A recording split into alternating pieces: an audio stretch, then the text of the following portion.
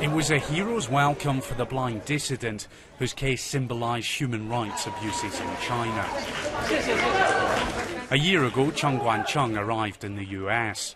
It was the final stop in a journey that had provoked a diplomatic crisis.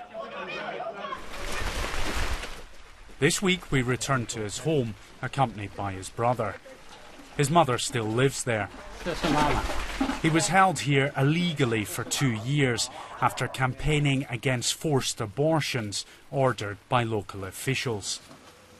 Video smuggled out during his house arrest showed thugs watching his every move. He says that they beat him and his wife, but then, in an extraordinary twist, he managed to escape. This was the wall that Cheng Guancheng scaled during his escape, and he broke his foot in the process. He then hid in a pigsty for several hours, fearful that government-hired thugs would find him. But then, under the cover of darkness, he stumbled across fields, ultimately to freedom. But the thugs still monitor the village. Cheng Guancheng's relatives say they've faced reprisals.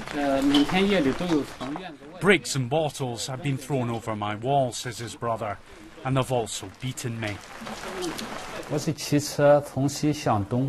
I was riding my bike when a car blocked my way. 2 men jumped out and started beating me. They didn't say a word, but it was clear that they wanted to teach me a lesson. Following his escape, Cheng Guancheng took refuge at the US Embassy in Beijing. It was a huge embarrassment for China. After a deal was brokered, he left the country with his wife and children. But for his brother, the ordeal continues. His son's in jail, locked up for attacking officials who broke into his home after the escape. Despite everything, he says it's been worth it. If he hadn't escaped, he would have been tortured to death.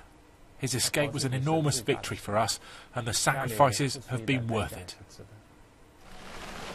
Cheng Guancheng says he hopes to return home one day, but his brother believes that's impossible.